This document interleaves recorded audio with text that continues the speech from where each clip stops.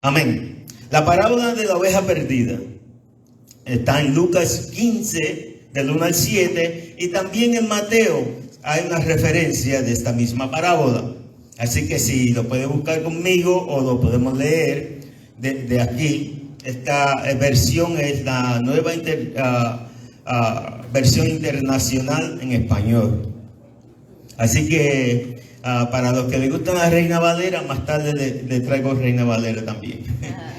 Amén. Yo a veces cuando hago los estudios me gusta ver las diferentes versiones que existen, pero sí prefiero la Reina Valera porque fue con la que yo crecí y como que para mi mente es la más común que yo entiendo. Amén. Amén.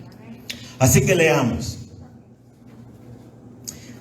Muchos cobradores de impuestos y pecadores se acercaban a Jesús para oírlo. Al ver esto, los fariseos y los maestros de la ley se pusieron a murmurar: este hombre recibe a los pecadores y come con ellos. Me imagino que lo dirían así como con desprecio. Este hombre, mira, comiendo con los pecadores y no se da cuenta. O sea, así es que yo me imagino, pero él siendo Jesús, entonces le contó esta parábola. Le dice: supongamos que uno de ustedes tiene 100 ovejas y pierde una de ellas. ¿No dejas la 99 en el campo y va en busca de la oveja perdida hasta encontrarla? Y cuando la encuentra, lleno de alegría, la carga en los hombros y vuelve a la casa. Al llegar, reúne a sus amigos y vecinos y les dice: alégrense conmigo, ya encontré la oveja que se me había perdido. Y les dijo así: es también en el cielo. Habrá más alegría por un solo pecador que se arrepiente que por 99 justos que no necesitan arrepentirse. En Mateo, vamos a leerla en Mateo también porque hay un punto interesante que Mateo lo expresa y Lucas no. ¿Qué les parece? Empiezan en 18, 12 y el 14. Dice: ¿y qué les parece? Si un hombre tiene 100 ovejas y se le extravía una de ellas, ¿no dejará la 99 en las colinas para ir en busca de la extraviada? Y si llega a encontrarla, les aseguro que se pondrá más feliz por esa sola oveja que por las 99 que no se extraviaron.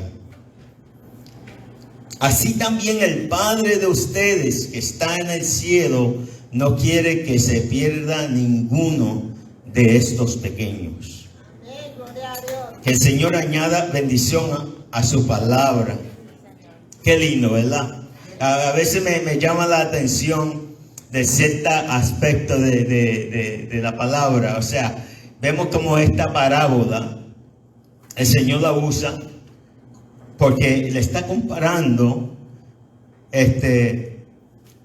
algo celestial, el reino de Dios, con algo que se supone que los que estaban escuchando sabían. Y le interroga, pero es una pregunta como que obvia la contestación, ¿verdad? Si se te pierde una, no dejas las 99. Yo miré eso y yo dije, bueno, quizá para mí no sea tan obvio que yo dejaría la 99 y saldría detrás de la 1, ¿verdad? Yo he leído varias historias de cómo los pastores, cuando estaban en el campo, a veces lo que hacían era proteger las 99 con vallados, con rocas, las ponían en un sitio seguro. Pero siempre había riesgo que cualquier otro lobo venía y atacara. Pero lo que me impacta aquí es que el Señor se refiere a eso como algo bien obvio. Deja las 99 que están seguras, todas reunidas, y se va detrás de la que se perdió. Amén. Vemos en a mí siempre me gusta mirar el trasfondo bíblico, o sea, mirar el contexto en que se estaba hablando, ¿verdad? Vemos que en el capítulo 14 de Lucas, vemos que Jesús enseñaba a una multitud. En su mensaje se enfoca primordialmente enseñándole a los discípulos cómo ser discípulos, específicamente concerniente del significado de la importancia y sacrificio que conlleva ser un discípulo del Señor. Había que dejarlo todo según el Señor, amar al Señor más aún que tu propia familia. Y ahí encontramos que el Señor le dice, tienes que, en alguna versión dice, odiar a tu familia en pos de mí, y si no, no eres digno de mí. Y en realidad eso no es que el Señor le está diciendo que odie, sino que es un amor relativo. O sea, para ser seguidores de Jesús, Jesús tiene que tener una prioridad. Para ser discípulos de Jesús, Jesús tiene que tomar la prioridad en nuestra vida, aún más arriba que nuestra propia familia. Amén. De ser sirvientes prudentes, vemos cómo Jesús le explica de cómo ser sirvientes prudentes y de no ser oidores de su palabra, pero sino también hacedores. Entonces en el capítulo 15, aquí el Señor le trae 3 parábolas corridas. Le trae la parábola de la oveja perdida, que la vamos a hablar hoy, la moneda perdida, y también se encuentra la palabra del hijo pródigo. Lo que yo he notado es que cada parábola, estas 3 corridas, tienen prácticamente el mismo tema y el mismo mensaje. Algo se perdió, considerado muy valioso, y el Señor rescata, o en el caso encuentra la moneda, o el hijo pródigo retorna. Yo le dije con el rabito de entre sus piernas, es lo que yo pienso, así avergonzado, diciendo, tan siquiera déjame limpiarle trabajar con los cerdos, o sea, trabajar ser uno de tus siervos, pero muy flaco, desnutrido, en malas condiciones. Pero en las 3 ocasiones algo se pierde. En las 3 ocasiones algo es encontrado o ido a rescatar. Y en las 3 ocasiones hay alegría en la casa. Hay tremenda fiesta, tremendo banquete, tremendo celebración, como se dice. Vamos a mirar específicamente en estos versículos, el 1 y el 2, que vemos que aunque Jesús se dirigía a la multitud, en estas 3 parábolas, vemos como en el versículo 2, miramos que el Señor se da cuenta de las murmuraciones de los escribas y de los fariseos. Si me puede ir hacia atrás. No, ahí. Ve el número 1 y el número 2. Dice, muchos cobradores de impuestos y pecadores se acercaban a Jesús para oírlo. Gente pecadora estaban detrás de Jesús, siempre siguiendo a Jesús. Entonces los fariseos y los maestros de la ley, la gente religiosa, la gente que estaban bien, que se consideraban ellos mismos justos, miraron eso y pegaban a murmurar. Este hombre los recibe y come, y hasta se sienta y come con ellos. ¡Qué horror!, ¿verdad? Como le dirían en las novelas, ¡qué horror! Si este hombre verdaderamente fuera un maestro de la ley, sabría quién son esta gente. Son gente baja, son gente pecadores. Y para ellos, siempre que se habla de pecadores, encontramos el tax collector envuelto en ese mismo. Los cobradores de impuestos. Verdaderamente esa gente no le gustaba a los cobradores de impuestos. Extorsionaban el pueblo, se llenaban los bolsillos. La mayoría de ellos estaban bien sediados, tenían su dinero, porque decían un poquito para mí y un poquito para Roma, un poquito para mí y un poquito para Roma. Entonces eran gente ya que el pueblo Eso es una traición. Si tú eras amistades con un recaudador de impuestos, oh my God, era tremendo escándalo. Y si te llamaba a ser y que cristiano o religioso y jangueando con los pecadores, con los cobradores de impuestos, ahí verdaderamente te ponían ya en Facebook y te daban no like o te cancelaban de la cuenta y ya tú sabes, ya la sociedad para esa gente es pecadora. Pero vemos que esas son la gente que Jesús estaba atrayendo. Ellos venían a escuchar a Jesús. Ellos eran atraídos por la palabra de Jesús. Amén. En las enseñanzas principales de esta parábola se muestra el ministerio principal y mandato de Jesús. Era demostrar el amor inmenso de Dios, que aún a gran precio, y de iniciar la búsqueda de rescatar las almas perdidas y restituirlas a redimir. En muchas ocasiones Jesús mismo se salía lo que quizás los discípulos pensaban que era una ruta más directa, como cuando se salió del camino para ir a Samaria. ¿Para qué? Para hablarle a la mujer en el pozo. Él se salió de su lugar porque le era necesario hablarle a esa pecadora, una mujer pecadora, que aún sus mismos discípulos todavía no habían entendido el propósito y el mensaje del Maestro. Alabado sea Dios. Y el gozo y alegría de encontrarla, como nos muestran en las tres parábolas. El pastor representa a Jesús, o vamos a ver a Dios mismo. Tengo otros versículos que muestran lo interesante de cómo Jesús asume el carácter de pastor, y él mismo dice: yo soy el buen pastor.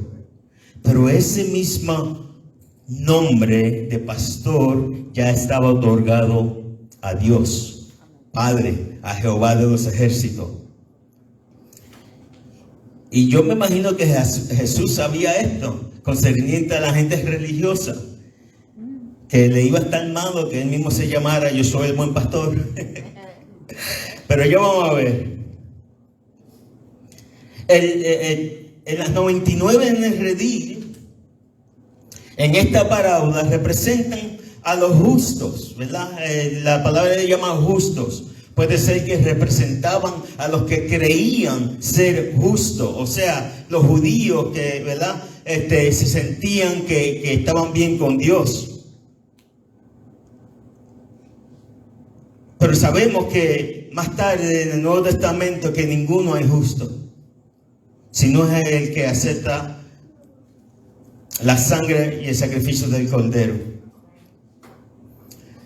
Entonces, el Evangelio de Lucas se le llama justo a los que consistentemente están con cuenta con Dios. Pero la palabra justos o santos o santificados no se refiere a personas que no tienen pecado, sino a los que se ponen toda su esperanza en la ayuda de Dios. O sea, las personas que han aceptado al Señor Jesucristo, las personas aún en el Antiguo Testamento, que vemos que ya habían aceptado la promesa de Dios y que vivían una vida piadosa delante de Dios. No necesariamente los religiosos, porque esa gente ya se habían apartado, tenían otras tramas, tenían su corazón. Vamos a ver, si usted ha leído el Nuevo Testamento, vamos a ver cómo ellos se opusieron al ministerio de Jesús. En la cultura judía, pastor de ovejas es un edificio muy común que existía desde los tiempos de Abel. ¿Se acuerdan? Abel viene siendo el primer pastor de ovejas que se relata en la Biblia. Y era una profesión bastante humilde, mucho trabajo y conlleva mucha responsabilidad y destreza. Muchos héroes de las historias judías, de lo más importante del Antiguo Testamento, fueron pastores de ovejas, antes de que el Señor los llamara a ser un líder. Vemos, por ejemplo, a Abraham, a Moisés, a David y a otros más. Amén. Entonces, ¿cómo se aplica esta parábola a nuestros tiempos, a nuestra condición aquí en Ponciana, aquí en nuestro, donde estamos? Nosotros nos podemos representar por la oveja perdida. Yo sé que quizá es un tiempo, quizá para personas adultas, yo no sé cuál es tu historia personal, cómo el Señor rescató tu vida. Pero yo sí puedo testificar. Yo sí estaba perdido, sin esperanza. En mi opinión, yo un niño joven de 13 años, me encontraba en una condición que mi familia, mi mamá y yo volvimos a Puerto Rico después de habernos mudado a los Estados Unidos. No sé si usted conoce mi historia, pero mi padre tenía esquizofrenia. En realidad eran demonios, y si usted cree que las personas no pueden ser endemoniados, bueno, conversemos con eso. Pues yo sí vi a mi padre en unas maneras que verdaderamente día a día era cuestión no sabíamos que iba a ser, trató de matarnos varias veces, de quemar la casa, y era algo bastante feo. Yo me encontraba en esas maneras de vivir a una edad de 13 años, mientras mi hermano, mi mamá lo tuvo que dejar con mi tío en los Estados Unidos, mientras nosotros íbamos a Puerto Rico a bregar con eso. O sea, yo estaba peor que aún el hijo pródigo. Era una condición fea, triste, pero el Señor todo lo estaba viendo. El Señor mandó unos misioneros por ese lugar y nos ofrecieron llevarme a la iglesia, y después que me sacaron de casa yo dije amén, vamos para allá. Cuando yo le dije amén, yo dije vamos. Como niño al fin, yo que quería era jugar. Después que tenía oportunidad de jugar, no quería volver a la casa, quería siempre estar por fuera. Madrugaba en los fines de semana, me iba por la mañana y no llegaba hasta la noche, pensando que ya mi padre estaba dormido, para no tener que confrontarlo. Pero ahí, en esos momentos, el Señor, como buen pastor, ahora que estoy ya bastante viejito, avanzado en edad, pero aún me acuerdo y me imagino, gracias Señor, por ser mi buen pastor, por dejar todo, porque en realidad el valor que yo tenía en ese momento, para mí o quizás para personas que me veían, no era algo significativo, pero el Señor vio algo. El Señor me rescató, me tomó de la mano, y gracias a Dios, porque verdaderamente ya mi mente estaba siendo distorsionada por las cosas. Ya y a los 13 años ya yo había vivido más que una persona quizás de 20. Ya yo tenía coraje, que todo el mundo pensaba que todo estaba en contra de mí, o sea, pero Dios me rescató, me protegió a través de mi juventud. Me gradué de la escuela superior, y gracias a Dios y yo testifico siempre que por la gracia y amor y misericordia de Dios es que yo me encuentro aquí parado delante de usted. Amén. Solamente por la gracia de Dios, porque Él fue mi buen pastor. Él dejó 99 en el rebaño y me fue a rescatar. Pero amén. Pero también, como hijo pródigo, después que estaba en el rebaño tranquilito, no sé qué me dio. O sea, ya a los 20 yo ya era militar, viviendo solo. Los hermanos de la iglesia no están por aquí. Empecé a probar alcohol. Y una persona que nunca bebe se pone a probar alcohol, rapidito le sube la cabeza. Y me acuerdo una vez que yo, estando ya así afectado por el alcohol, el Señor me habló casi con una voz audente y me dice, no te olvides de mí, que yo aquí estoy al lado tuyo. O sea que fue una voz de trono. O sea que aún así el Señor me rescató. Y se cumple la parábola del hijo pródigo, que aunque el hijo pródigo estaba en la casa disfrutando, no sé qué le da a uno, ¿verdad? Dice, quiero ir a probar otra cosa. Pero lo que uno encuentra es dolor. Y uno empieza probando y termina siendo esclavizado de vicio, esclavizado de diferentes cosas. Pero para los hermanos que tienen hijos, ¿verdad? Que sigan orando por ellos. Porque, ¿sabes algo, mi hermano? Aún donde están tus hijos, el Señor sabe exactamente dónde están. Y el Señor, como buen pastor, está ahí. Y tarde que temprano le va a llamar, le va a hacer redarguir. A veces, algunos somos más cabezones que otros. No tal nada más. Yo a veces pienso en mi propio hijo.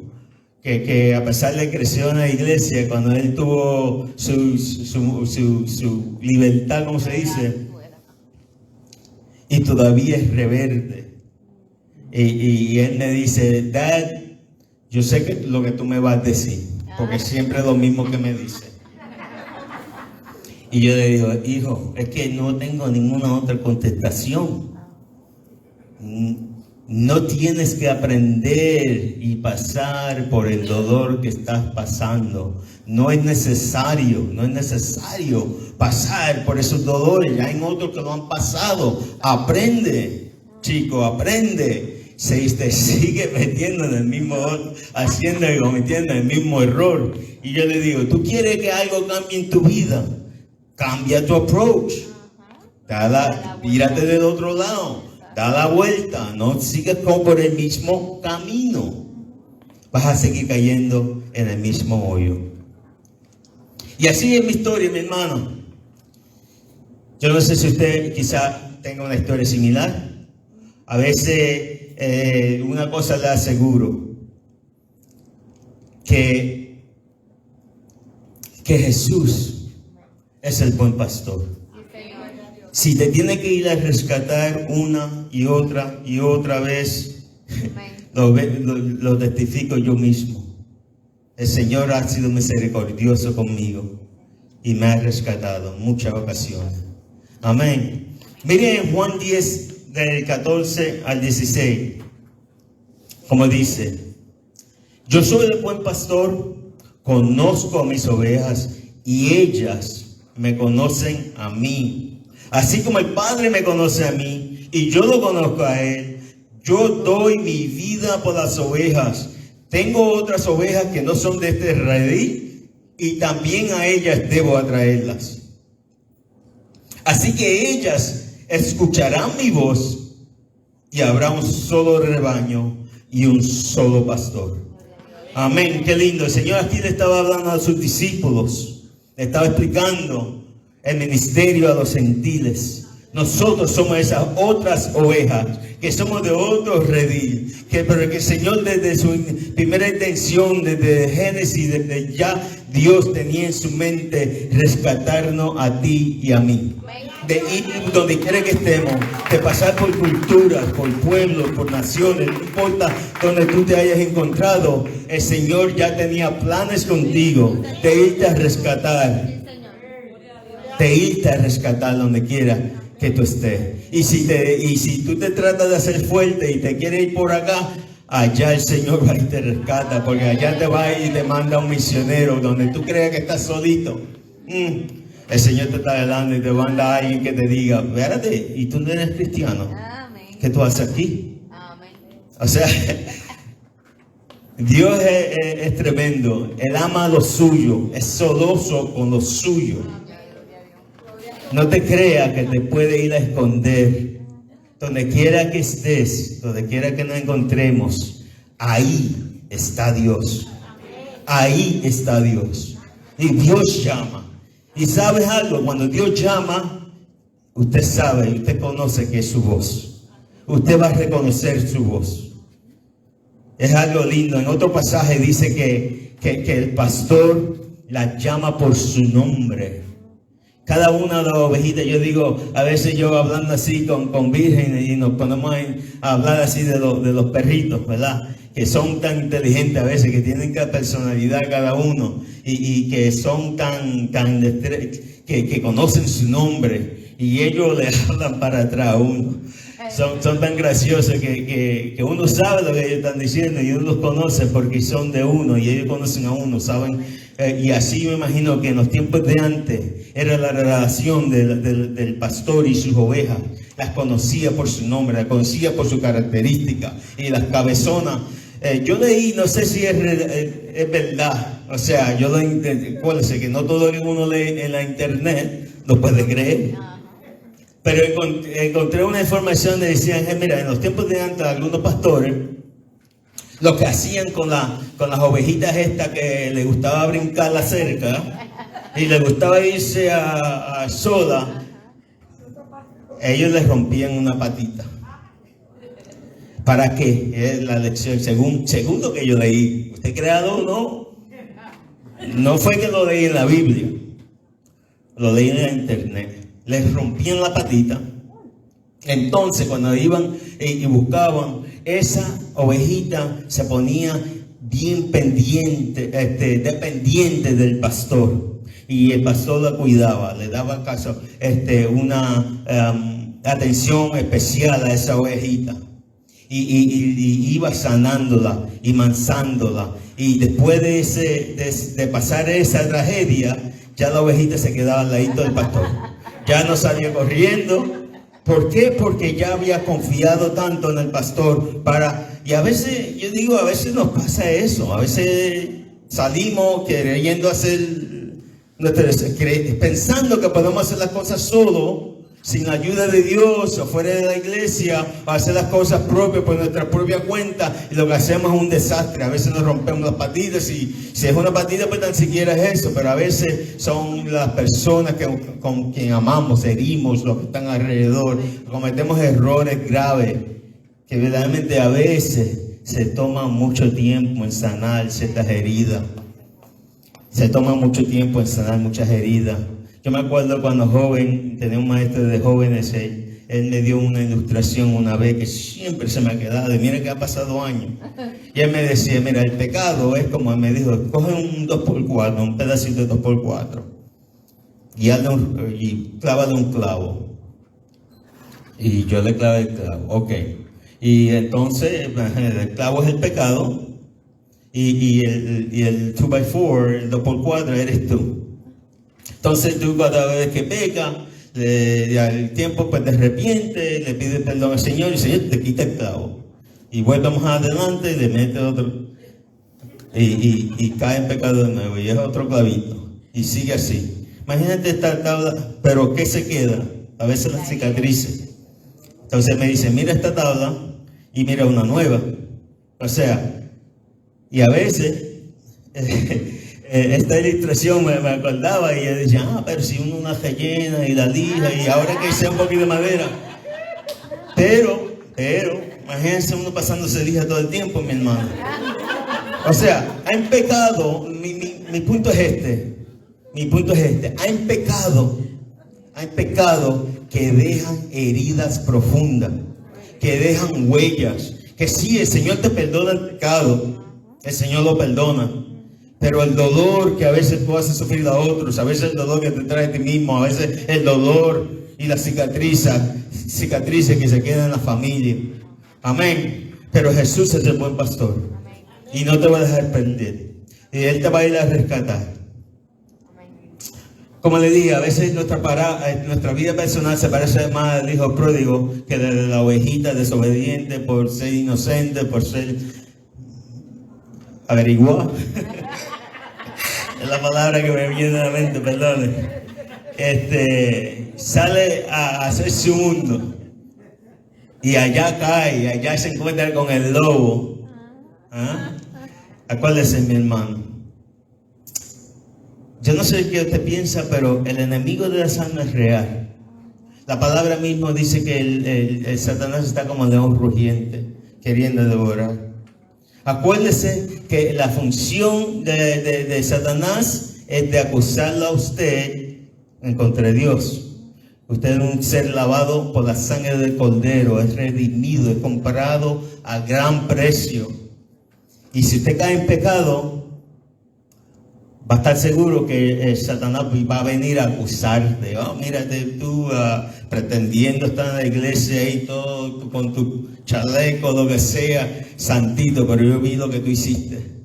Y el enemigo va a estar acusando. Pero tenemos un buen pastor. Y el pastor también es abogado. La Biblia dice que tenemos abogado, mi hermano. Es fácil. Tenemos que arrepentirnos, pedirle la ayuda a Dios y no volverlo a hacer. Amén. Mire Salmo 51:17, como dice: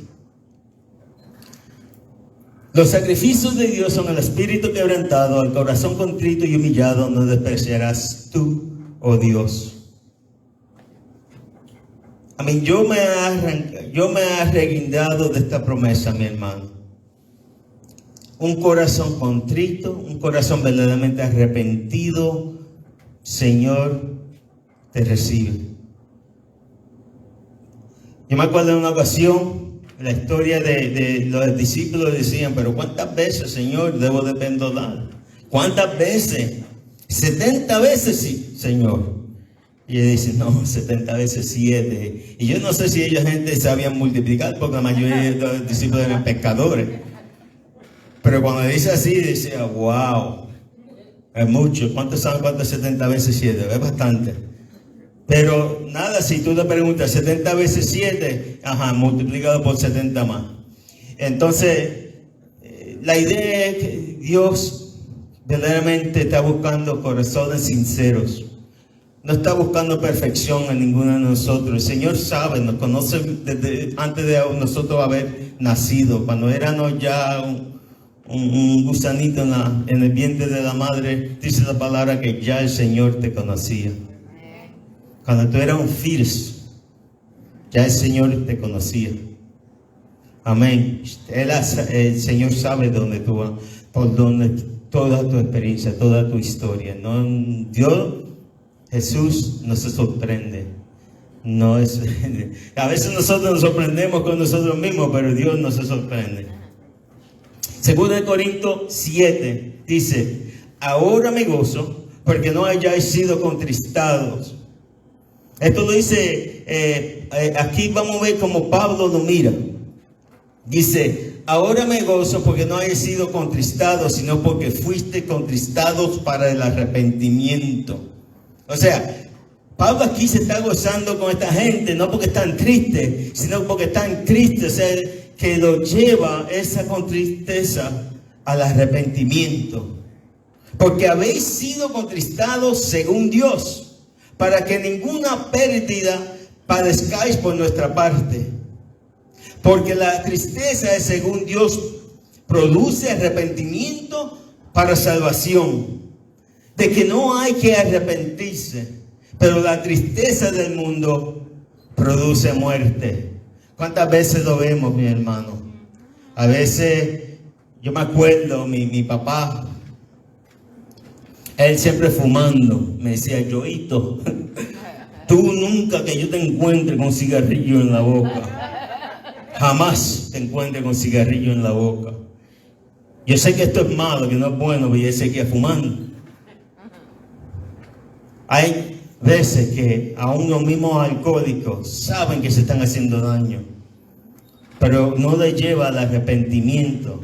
A veces los que son abusadores con la familia, ellos quizás se dan 2 o 3 tragos y se pueden a lamentarse, y a veces se ponen tristes porque lo cogieron.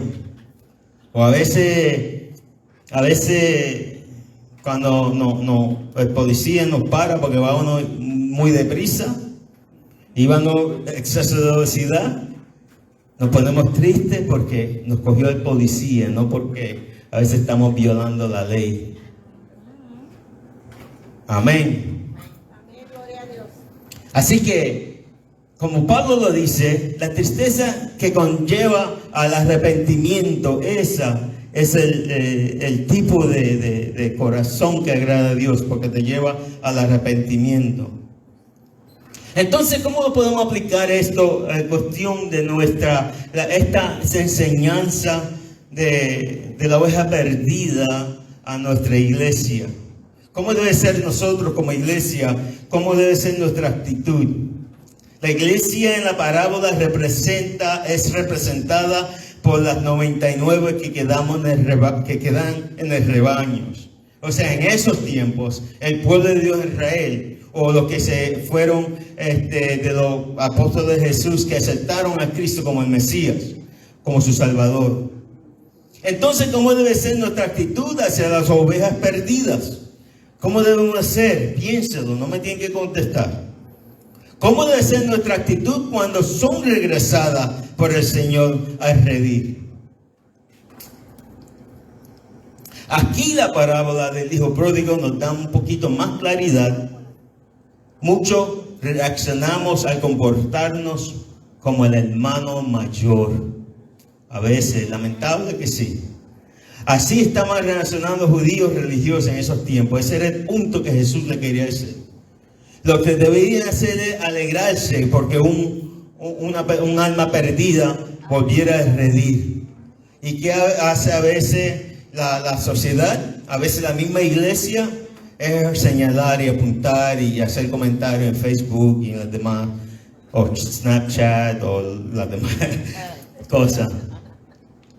Pero es la enseñanza bíblica. La enseñanza bíblica es que debemos alegrarnos cuando un pecador se arrepiente y vuelve. Amén. Debemos de aceptarlo, hacer fiesta y regocijarnos con Dios. Porque es interesante que Dios dice que aún, en otra ocasión dice que aún los ángeles, los cielos se regocijan. Jesús, Dios, todos se alegran que una persona vio su condición, aceptó y regresó a redimir. Por la enseñanza de la palabra que debemos celebrar con alegría y alegrarnos con el Señor por el regreso de nuestro hermano que estaba muerto y ahora vive, estaba perdido y es encontrado. Amén. Vamos a mirar cómo lo explica el apóstol Pablo en Romanos.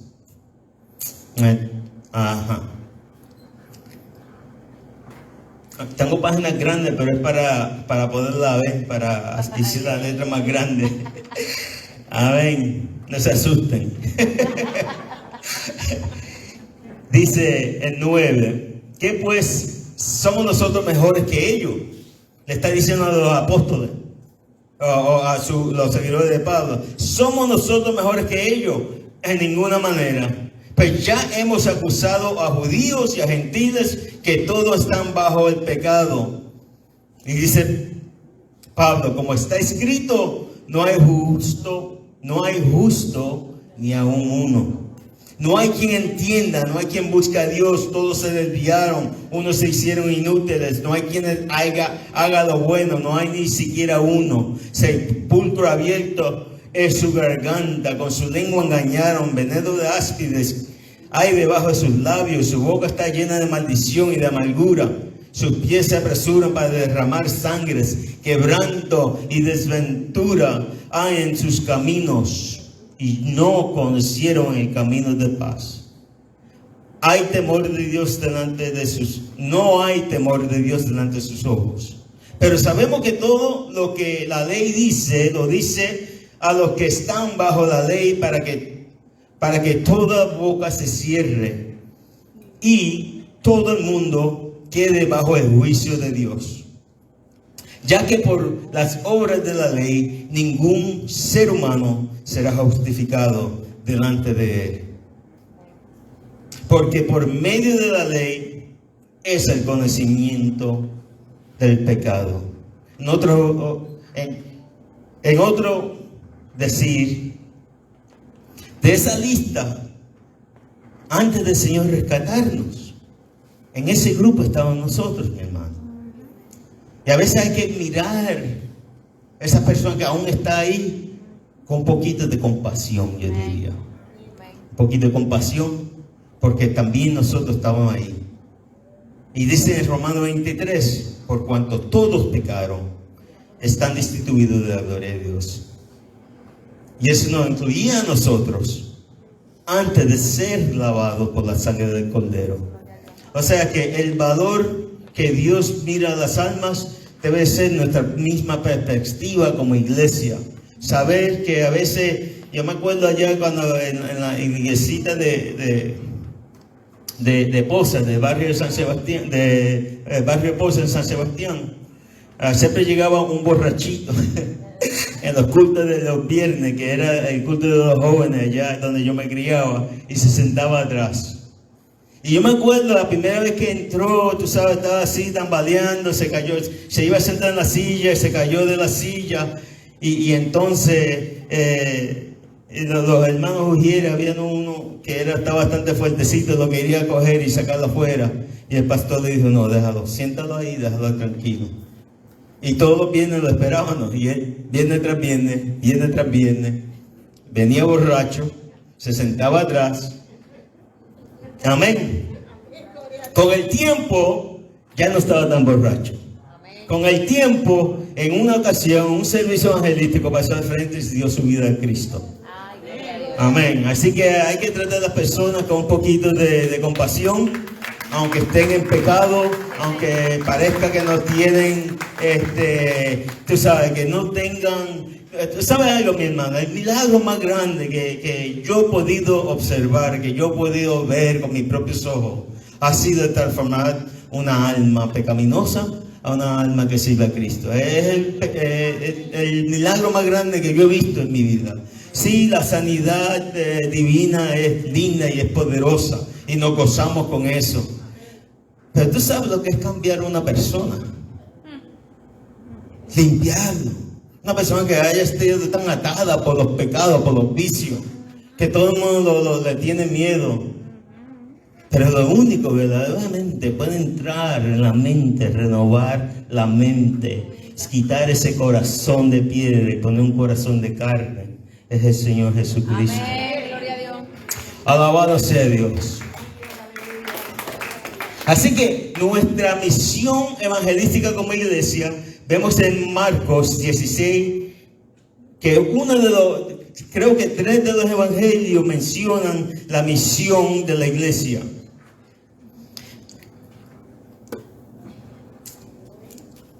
En Marcos, sí, 16. ¿No lo tengo ahí?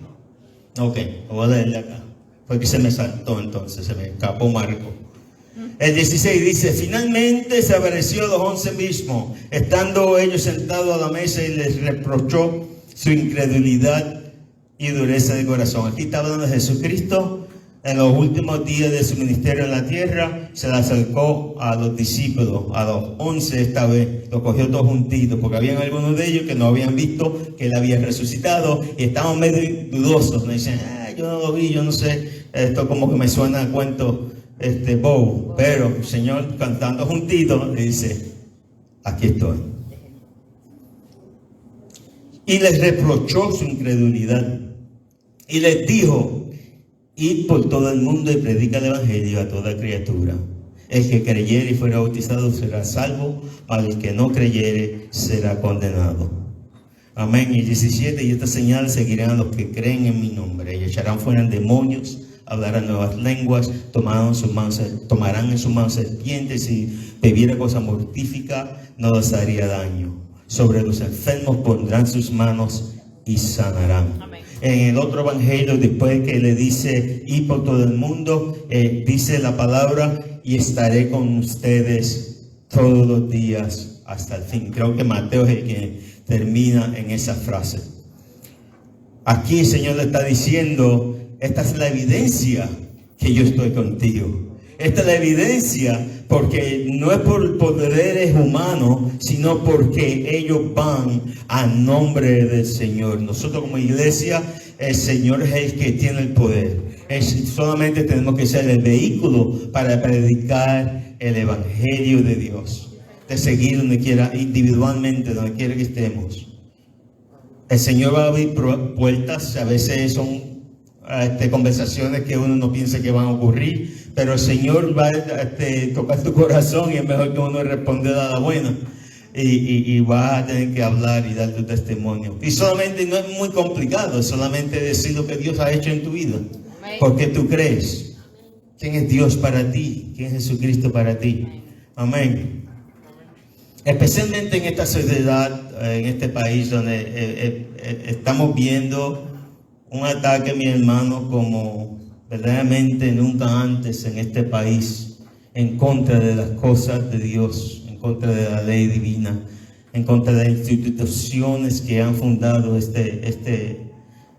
nación, que son principios basados en Biblia. El gobierno no es perfecto, ¿no?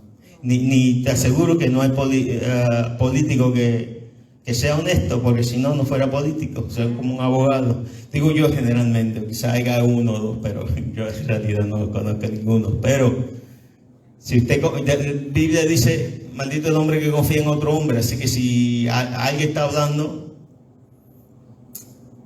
usted debe de dudar, usted debe de examinarlo todo, no se deje llevar por a veces, por el bien hablado, porque hay muchos que sabemos, aún se llaman ser hombres de Dios y parecen estar usando la palabra de Dios y parecen ser muy educados en la palabra de Dios, pero están bien erróneos en su interpretación de la palabra de Dios. Así que yo le digo que en estos días usted tiene que tomar responsabilidad de usted mismo de leer y decirle al Espíritu Santo eso que está diciendo esa persona que está al frente, como ahora mismo yo. No tomen mi palabra porque me conozcan. Escudriñe la palabra. Escudriñe la palabra. Ore a Dios. Tenga cuidado, cuide de sus hijos. Porque en estos últimos días van a ser muchos que van a estar engañados. Nada de lo que está ocurriendo en las noticias nos debe sorprender. A lo bueno le llaman malo y a lo malo le llaman bueno. Eso lo vemos todos los días. Yo no sé si usted se ha fijado o no, pero si se prende para cualquier canal que usted prenda, que estén dando noticias, lo va a ver. Lo va a ver. Por ejemplo, un ejemplo nada más, un ejemplo. ¿Cómo es posible que una mujer que quede encinta lo tratan como si fuera una enfermedad? Como que lo que estuvieran haciendo es un cáncer, que hay que removerlo. Y la persona, la mujer en sí, dice, yo tengo derecho de removerlo, me están haciendo. Y entonces ellos claman que es women health, ¿verdad? Que es cuestión de salud, no es una enfermedad. El tener hijos es una bendición, no es una enfermedad. Que hay que matarlos. Si es que no quiere tener hijos, tiene dos opciones. ¿Verdad? Según la biología, hay dos opciones. O no acercarse al sexo opuesto, o tomar precauciones. Pero no se puede decir eso. Tenga cuidado porque entonces te dicen algo de un extremista. Te van a acusar como iglesia. Como iglesia tenemos que estar pendientes, mi hermano. Tenemos que enseñar a nuestros hijos. Tenemos que verdaderamente darle entendimiento a ellos porque se van a enfrentar a esas cosas. En las universidades que nuestros hijos se van a enfrentar, van a tener que tomar esas decisiones, o quizás los ridiculen por su manera de ser cristiano, por creer lo que creen.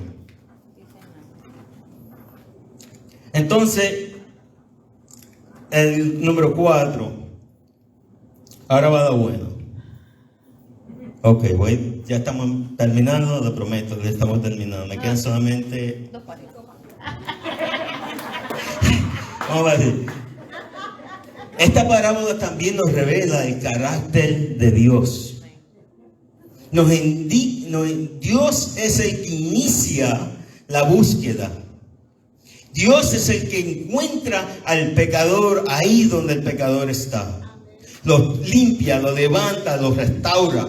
Es Dios el que comienza y el que termina esta obra de salvación.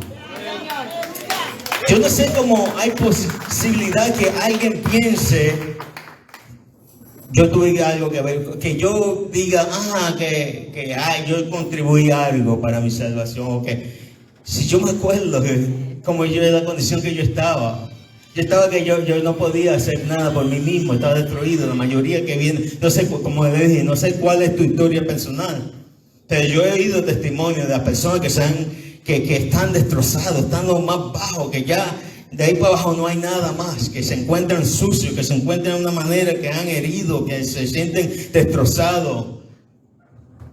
Es como una persona que está ahí inconsciente, que lo vengan a resucitar con las máquinas esas, los médicos, y él diga, bueno, yo tuve algo que ver con eso. Yo estoy vivo porque respondí fuerte. Como si... No. La gloria, el trabajo es de Dios. En todo. Ezequiel 34:11. Porque así ha dicho Jehová el Señor, he aquí yo mismo iré a buscar mis ovejas y las reconoceré. El 15. Yo apacentaré mis ovejas y yo les daré aprisco, dice Jehová el Señor. Yo buscaré la perdida y haré volver al redil la descarriada.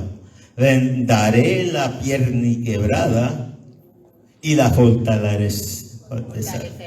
fortaleceré la débil. Y eso es en Ezequiel. Ya tú sabes por qué los religiosos, los escribas y fariseos, se ofendieron tanto con Jesús. Porque Jesús le dice, ellos conocen el libro de Ezequiel. Estos religiosos que estudiaban la ley conocían el libro de Ezequiel. Y ellos sabían que era Jehová Dios de los ejércitos, que se llamaba el pastor de Israel. Y cuando Jesús le dijo, no, yo soy el buen pastor. Y ya vamos a ver que el Señor y le añade, el Padre y yo somos uno. Ya lo quieren apedrear. Ahí hicieron, espérate, hasta aquí llegaste. Para los que creen que no está claro que Jesús, que la Trinidad está clara en la Biblia, que Jesús mismo se llamó Dios, ahí está más claro y lo vamos a ver en Juan. El verso 7, como le dije, vemos que Dios de Lucas, vemos que Dios y el cielo entero se regocija, celebra la restauración de las almas salvas. Y vemos también a Dios Todopoderoso motivado por un amor inexplicable. Yo en realidad no entiendo cómo un pastor va a dejar las 99 ovejas. Pero Dios demuestra una misericordia inmerecida, pagando el precio más alto por ti y por mí. Vemos el carácter de Dios y el amor de Jesús, lo cual revela su deidad. Tanto como Dios amó al mundo, también Jesús amaba las almas perdidas. En Juan 10:27 vemos, dice, mis ovejas oyen mi voz. Esto lo está diciendo Jesús. Y yo las conozco y me siguen. Y yo les doy vida eterna y no perecerán jamás, ni a nadie me las arrebata de mi mano. Mi Padre que me da Dios es mayor que todos, y nadie las puede arrebatar de la mano de mi Padre. O sea, Jesús le está diciendo, nadie la va a sacar de mis manos. Y en el próximo versículo, nadie la va a sacar de las manos del Padre. Y le dice, ¿por qué yo digo esto? Porque yo y el Padre uno somos. El 30. Wow. Si eso no está claro, yo no sé qué más claro puede ser. Y acuérdense que desde el Antiguo Testamento ya Jehová Dios de los ejércitos estaba tomando el carácter de pastor, o sea, de ese ser amoroso, que está dispuesto a dejarlo todo, dejar las 99 para ir a buscar la perdida, para ir a buscarme a mí, donde yo me encontraba. Juan 10, de 9 al 11, dice: yo soy la puerta. Aquí Jesús nuevamente. Y el que por mí entrare será salvo, y entrará y saldrá y hallará pastos. Y el ladrón no viene sino para hurtar, matar y destruir. Y yo he venido para que tengan vida y para que la tengan en abundancia. El 11, yo soy el buen pastor. Y el buen pastor su vida da por las ovejas.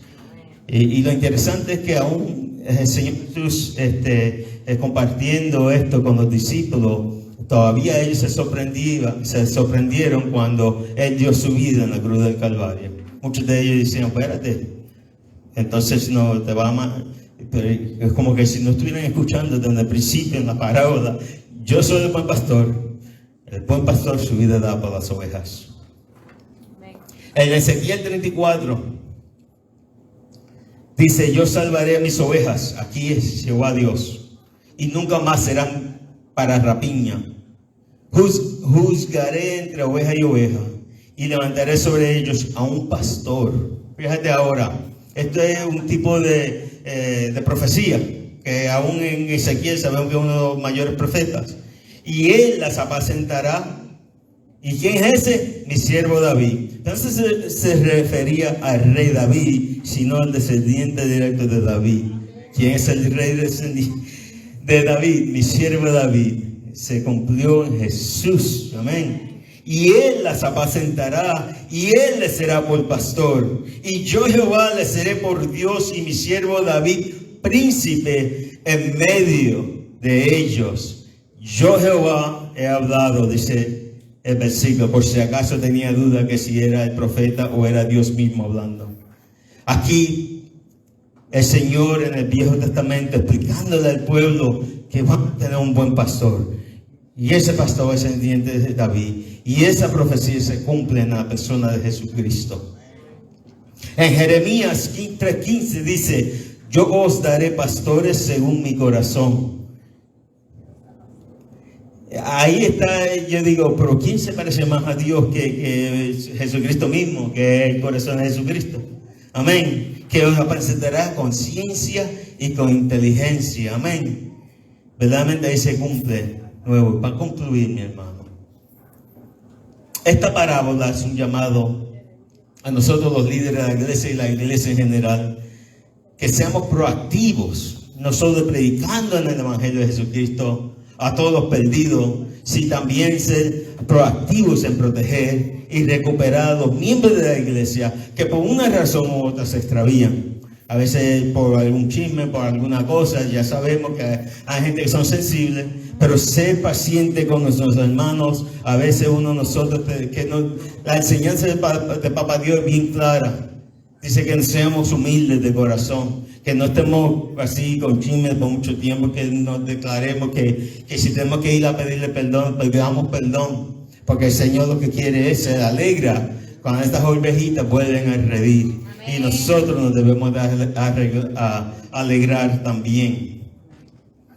Esta mañana considere esta pregunta: ¿hasta qué punto estamos obligados a buscar a los perdidos? ¿Hasta qué punto? Nuestra responsabilidad con Dios. ¿Hasta qué punto Dios está obligado a buscarte a ti? Obligado, Dios no está.